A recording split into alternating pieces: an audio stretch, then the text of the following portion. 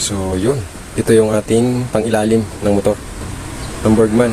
At ito yung gasgas niya nung sumimplang tayo. Ayan. Ayan.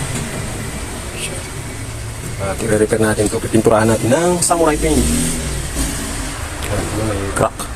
Tapos ito isa, mayroon din crack. Ayan. So may napanood tayo sa YouTube kung paano magana. So repair natin to. Kung paano mag-repair na ito. So gagayahin lang natin yun para maayos tong crack. So yun, patuyin lang natin siya. So yun, ito na guys yung crack nya.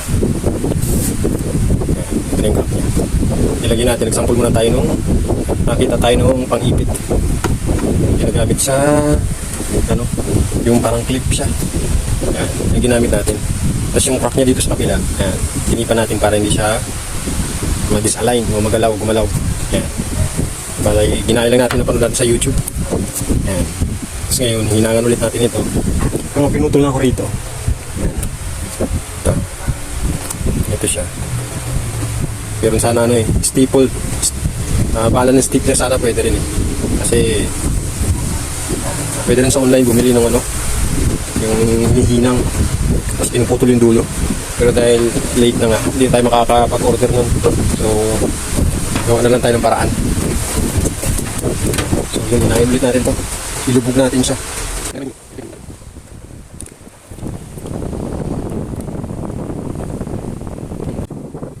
Oh, yun, lumubog na. Oh, yan. Ganyan lang. Tapos ngayon, balik.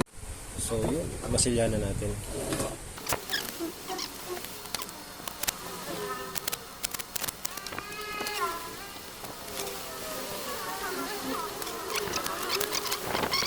Dahil tuyo na siya, hihain na natin. Yan, final result ng ginawa natin. So, yan, takpan na yung rack niya. Yan. Para sa ating Bergman. Ito yung kulay, ginamit natin yung kulay. Yan.